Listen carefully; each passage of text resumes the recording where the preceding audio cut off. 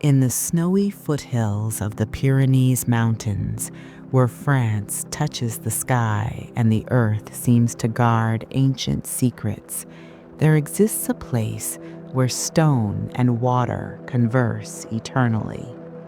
It is a story we know, but perhaps we have never stopped to truly feel. It is not only about visible miracles, but about the silent strength of a girl who, in her smallness, became the channel for a river of grace that flows to this day.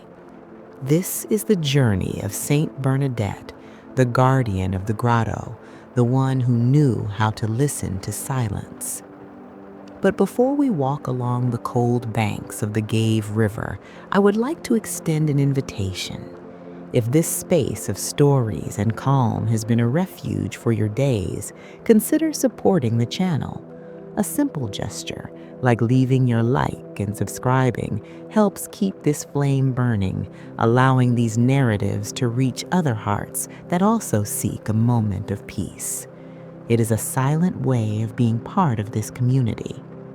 Now, leave the world outside for a few moments. There is nothing that needs your immediate attention, no urgency that cannot wait. Settle your body in whatever way feels most gentle to you. Breathe. Feel the air entering, fresh, renewing the interior, and leaving, carrying with it the weight from your shoulders, the tension from your body. Visualize yourself shedding worries like someone removing a heavy winter coat upon entering a warm house. Allow yourself simply to be here, listening, feeling. Let us return to 1858. Let us feel the French cold of February and find the warmth of a sacred presence. The year 1858 dawned harshly in the small village of Lourdes. Winter in that mountain region was not merely a season, it was a physical presence, almost an event that dictated the rhythm of life. The air was so cold it seemed to crystallize one's breath before it even left the lips. The trees, stripped of their leaves, raised their dry branches like pleading fingers towards a sky frequently gray and heavy, laden with low clouds that promised snow or rain at any moment. In that landscape of pale tones and lands hardened by frost lived the Soubirous family. They inhabited the cachot, an old prison cell, damp and dark, which had become the only possible refuge for their extreme poverty. The floor was packed earth, cold to the touch of bare feet, and the stone walls exhaled a constant dampness that seeped into bones and thick, patched wool clothing. The predominant smell was of the smoke from the fireplace, which fought bravely against the cold, mixed with the odor of wet earth and ancient stone. Bernadette, the eldest daughter, knew this cold well. Asthma, her constant companion since childhood, made the icy February air a challenge with every breath. She was small for her 14 years, fragile in appearance, but with dark, deep eyes that held a serene vivacity. There was in her a simplicity that disconcerted the more educated, a rigid honesty like uncarved wood.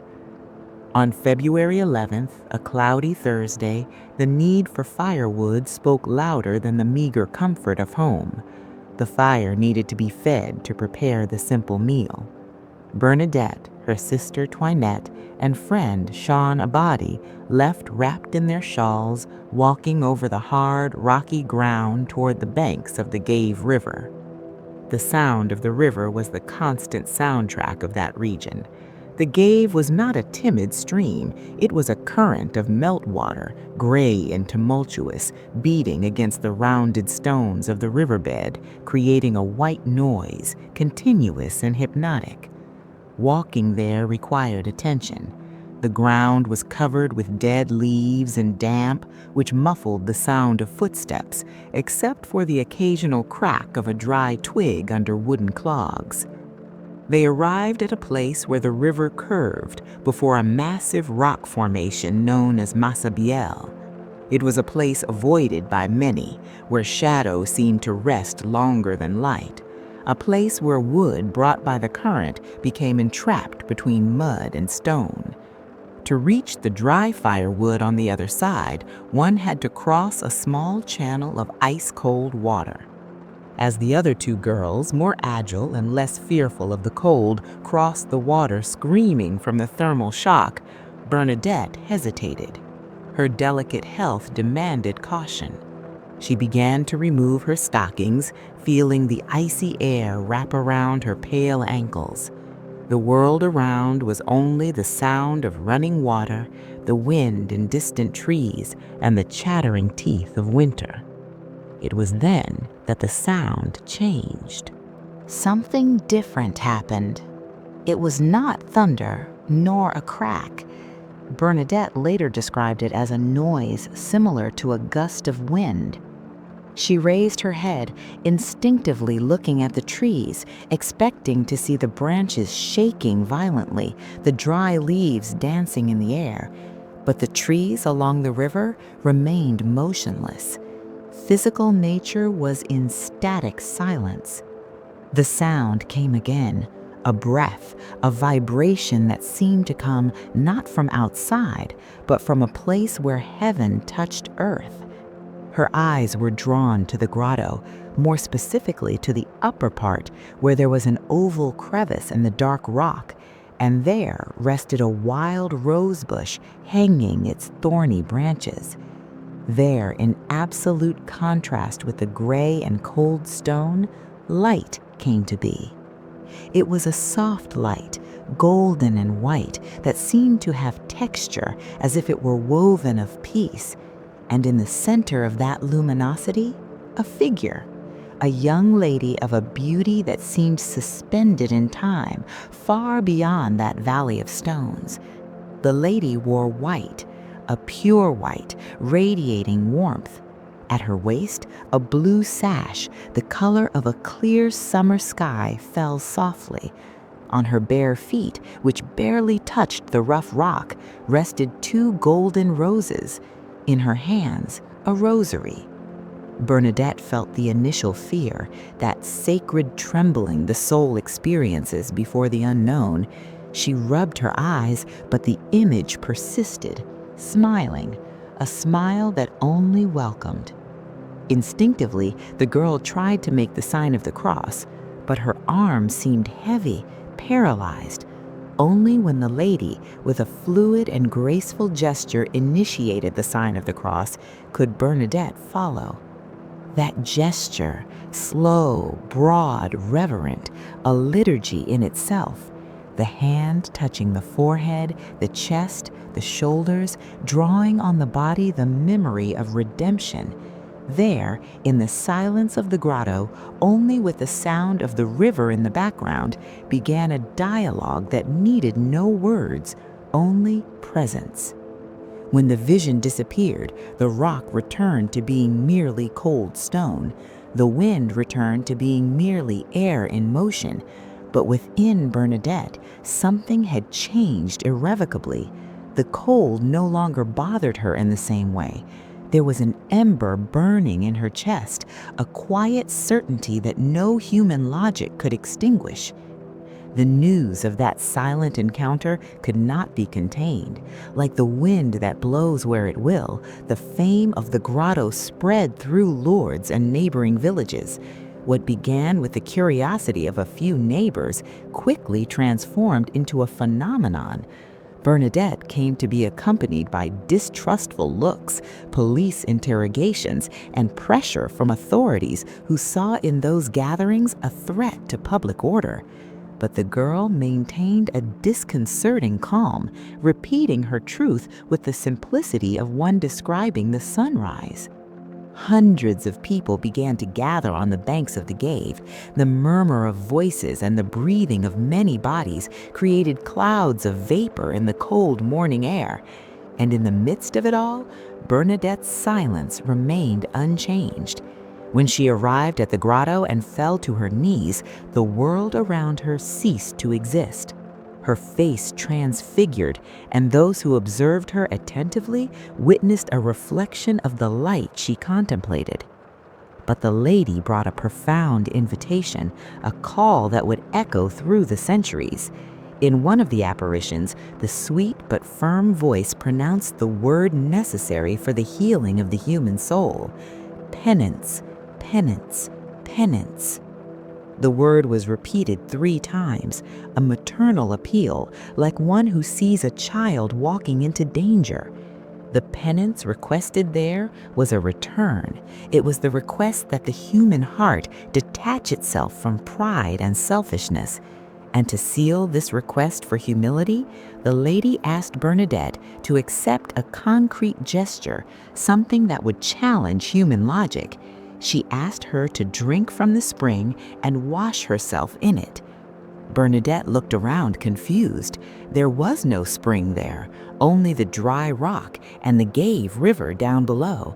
She began to walk toward the river, but the lady called her back, indicating a dirty and damp corner at the back of the grotto. There was no clean water. There was only mud, earth mixed with the dampness of the mountain, trampled and dark. Bernadette knelt. The sensation of cold and sticky earth under her fingers was real and harsh. She began to dig with her own hands. The ground scratched her skin. The small pool that formed was muddy, repulsive to human eyes. 3 times she tried to drink, and revulsion prevented her. On the 4th attempt, overcoming her own nature in an act of total obedience, she drank the dirty water and washed her face with the mud. The crowd whispered, shocked. They said she has lost her reason. The humiliation was public, visible, palpable. Bernadette's face, stained with mud, was the portrait of trust that does not question, that believes beyond the dirty appearance exists a hidden grace. And grace revealed itself. From that muddy hole, dug by fragile and faithful hands, water began to spring, first timid, then constant. The water cleared the mud, the earth settled, and what was turbid became crystalline, a fresh, pure water born from dark rock, capable of washing not only bodies, but souls. The spring of Lourdes was born from the humility of getting dirty in the earth, of accepting smallness, of trusting the voice that guides. In total, the lady appeared 18 times, and then silence returned. The grotto remained empty of the Virgin's visible presence, but full of the faith of thousands who now pilgrimaged there. Bernadette, however, knew that her public mission had ended. She did not wish to be venerated in life, nor to be the center of attention. She saw herself only as a temporary instrument, saying, "I am the broom that the Virgin used to clean the house, and when the broom finishes its service, it is placed behind the door." She departed for Nevers to the convent of the Sisters of Charity, far from the mountains, far from the sound of the Gave, far from the curious gazes that wanted to touch her as if she were an amulet. Life in the convent was a fabric woven of silence and needles. Bernadette exchanged the vast scenery of the Pyrenees for the long, waxed corridors of the cloister. The sound of the river was replaced by the soft rustle of the nuns' habits and by the measured rhythm of prayers. There she found a new form of surrender, the hidden routine. Her days were filled with simple tasks, delicate embroidery where each stitch on the canvas was a silent prayer, care for the sick in the infirmary where she saw in the face of each sufferer the face of Christ.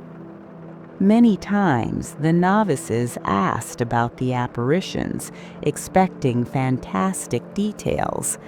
Bernadette responded with disconcerting simplicity, cutting off any attempt at exaltation. She knew that the true miracle was not seeing the Virgin, but living the message: humility, service, and the daily acceptance of life's limitations. Her health, always fragile, deteriorated. The body that once ran to the grotto could now barely move. Asthma, bone tuberculosis, a tumor in her knee. Pain was her constant companion, a guest that would not leave. But Bernadette did not complain. When asked if she suffered, she responded only that it was her job. In those moments of acute pain, perhaps her mind returned to the grotto. Perhaps in the silence of her infirmary room, she again felt the freshness of that water, or saw the golden light of the rose at the lady's feet.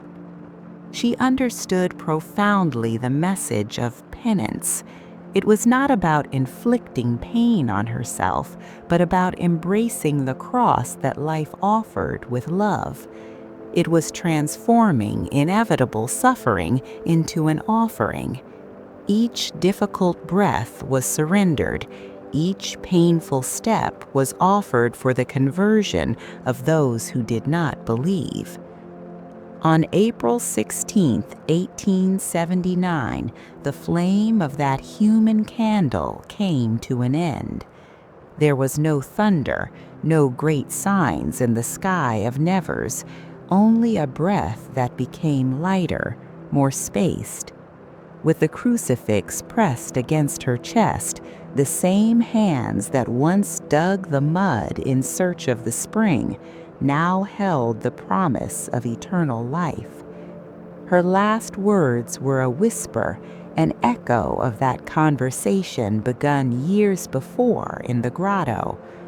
"Holy Mary, Mother of God, pray for me, poor sinner." And so, gently, like water that finally finds the sea, Bernadette departed. The body that suffered, that was humiliated, and that served, now miraculously remains incorrupt, as if nature itself refused to erase the features of the one who saw heaven on earth. A silent testimony of skin and bone that purity is stronger than death. It was as if the purity of her soul had shielded her body, as if the Immaculate Conception, whom she loved so much, had preserved her little servant from final corruption. Today, those who visit the convent of Saint Gilder in Nevers find Bernadette resting in an urn of crystal and bronze. She is there, dressed in her nun's habit, with her head slightly tilted to the side, eyes closed like one taking a brief nap after a long day's work. And what happened to that place of stones and mud? The Grotto of Massabielle became one of the greatest spiritual refuges on earth. Where once there was only a swamp avoided by residents, today millions of candles are lit every year, creating a river of light that never goes out. The water that sprang from Bernadette's earth-stained hands continues to flow, offering bathing, healing, and hope to multitudes who seek, just as she did, relief for their pains. But Bernadette's story does not end in 19th century France. It continues happening now, there within you. How many times do we find ourselves before a wall of cold and impenetrable rock in our lives? Problems, pains, uncertainties that seem like mountains of stone before us. Bernadette teaches us that sometimes we must kneel. We must have the courage to touch the earth, to accept our reality, however difficult it may seem in the moment. the spring of living water is not far. It can spring forth in the desert of your daily life. The message of penance is a gentle invitation to clear the debris that covers that spring in our hearts. It is a call to simplify, to return to what is essential. Perhaps today you can make your small gesture of digging the earth. It might be forgiving someone in silence. It might be accepting a difficulty without complaining. It might be simply trusting that even in life's winter, God's spring is working in the hidden places. As we close this narrative, visualize yourself drinking a sip of that fresh water from Massabielle. Feel it descending, purifying, calming, bringing clarity to the mind and peace to the spirit. May Bernadette's simplicity inspire your week. May you know how to find the sacred in small things, in repetitive work, in the silence of your home. If this story touched your heart, if the water of this narrative brought some freshness to your soul, I invite you once more to subscribe to the channel and leave your like. It is a way of saying yes to this content, helping us continue digging springs of peace in this vast digital world. Stay in peace, rest in faith, and until our next story.